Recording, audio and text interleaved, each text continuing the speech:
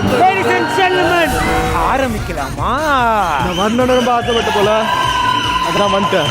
I like the way.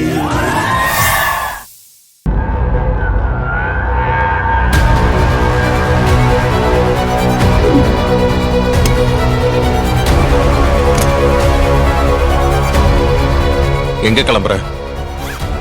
ஒரு முக்கியமான வேலை, அதான் கிளம்புறேன். சத்யா நில்லு. உன் மனசுல என்ன நினைச்சுக்கிட்டு இருக்க? நானும் பொறுத்து போய்கிட்டே இருந்தா நீ ரொம்ப எக்ஸ்ட்ரீமா நடந்துகிட்டு இருக்க. இப்ப போயிட்டு இருக்க பிரச்சனை முடிவுக்கு வர வரைக்கும் உனக்கு நான் என்ன பண்ணாலும் அப்படிதான் தோணும். அதனால நீ என்ன நினைச்சுக்கிட்டாலும் சரி, நான் கவலைப்பட போறதே கிடையாது. ஏன்னா எல்லா உண்மையும் தெரிஞ்சதுக்கு அப்புறமும் கூட நீ என் மேல கோவப்பட்டாலும் ஆச்சரியப்படுறதுக்கு இல்ல. நான் எப்படி மாறுவேன் நீ டிசைட் பண்ணாத. ஏன்னா நீ ஒண்ணு அவ்வளவு கரெக்டாலாம் நடந்துக்கல. என் அம்மா மேல எந்த தப்பும் இல்ல. அவங்க கண்டிப்பா தேவி அண்ணிய எதுவும் பண்ணிருக்க மாட்டாங்க, அது எனக்கு நல்லா தெரியும். ஆனா நீதான் சம்பந்தமே இல்லாம அவங்க மேல பழி போட்டுக்கிட்டே இருக்க. அதுக்கு காரணம் நீ ஆல்ரெடி உன் மனசுல அவங்கள கெட்டவங்கன்னு நினைச்சுக்கிட்டு இருக்கிறதான். என் அம்மாவே தேவி அண்ணி இறந்ததால எவ்வளவோ உடைஞ்சு போயிருக்காங்கன்னு எனக்கு தான் தெரியும். அவங்க மேல கொலை பழிய போட்டது இல்லாம இப்படி எல்லாரும் முன்னாடி அசிங்கப்படுத்திக்கிட்டு இருக்கே. இதெல்லாம் நல்லதுக்கு இல்ல சத்யா. நாளைக்கு அண்ணிய கொன்னது என் அம்மா இல்லன்னு தெரிய வந்தா நீ ரொம்ப வருத்தப்படுவ. அதுக்கான அவசியமே இருக்காது அர்ஜுன்.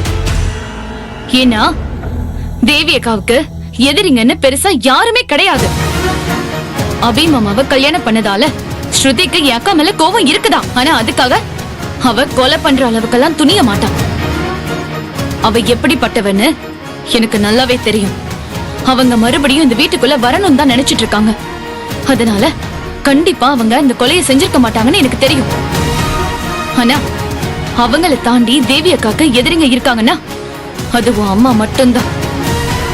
அவங்க தேவி அக்காவை கொலை பண்றதுக்கான காரணத்தை நான் சொல்லி தெரிய வேண்டியதில்ல. சத்யா, நான் மறுபடியும் சொல்றேன், நீ என் பொறுமைய ரொம்ப சோதிக்கிற. ஒண்ணு மட்டும் ஞாபகம் வச்சுக்கோ, நீ அசிங்கப்படுத்திக்கிட்டு இருக்கிறது என் அம்மாவை மட்டும் இல்ல, உன் மாமியார.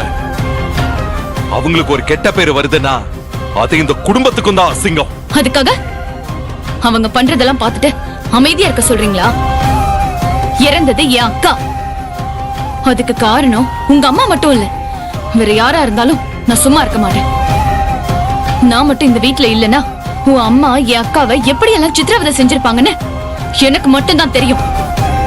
ஆனா இப்படி அநியாயமா என் அக்காவை கொலை பண்ணுவாங்கன்னு நான் எதிர்பார்க்கவே இல்ல. சத்யா, மறுபடியும் நீ அதையே சொல்லிக்கிட்டு இருக்காத. எங்க அம்மா தான் கொலை பண்ணாங்கன்னு எந்த ஆதாரமும் இல்ல. அப்புறம் ஏன் நீ அவங்களே ப்ளேம் பண்ணிக்கிட்டு இருக்க? ஆதாரம் அதான் உங்க அம்மாவோட ஃபிங்கர் பிரிண்ட் சாம்பிள கலெக்ட் பண்ணிட்டு போயிருக்காங்கல்ல. நாளைக்கு ஃபோரன்சிக் ரிப்போர்ட் வரட்டும், அப்ப தெரியும் நான் சொல்றது உண்மையா பொய்யான்னு. ஆனா ஒண்ணு, தேவி அக்காவை கொன்னது உங்க அம்மானு மட்டும் கன்ஃபார்ம் ஆயிடுச்சு.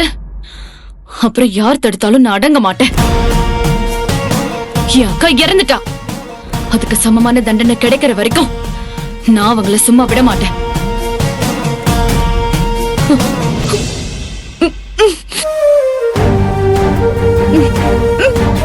சத்யா, என்னாச்சு? சத்யா,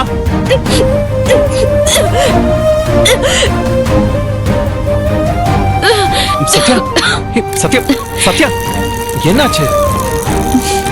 பார்த்து. Sathya, okay okay okay. Sathya,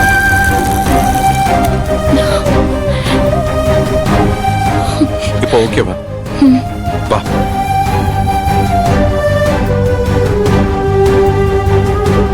உட்கார். வேணாம். சத்யா, இந்தா தொடச்சுக்கோ. தேங்க்ஸ்.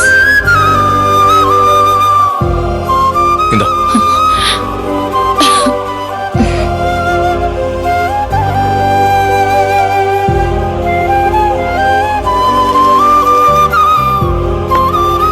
சத்யா, வா ஹாஸ்பிட்டலுக்கு போலாம். வேண்டாம் அர்ஜுன். ஏன் வேண்டாங்கிற? நீ இப்பதானே வாமிட் பண்ண. ஏய் பாரு, முகல்லாம் எவ்வளவு டயர்டா இருக்குன்னு. வா நம்ம போய் முதல்ல டாக்டரை பார்த்துட்டு வந்துடலாம். வேண்டாம், இது சரியாயிடும். நேத்துல இருந்து சரியா தூங்கவும் இல்ல, சாப்பிடவும் இல்ல. அதான் இப்படி பித்த வாந்தி வந்துருச்சு. நான் பாத்துக்கிறேன் அர்ஜுன்.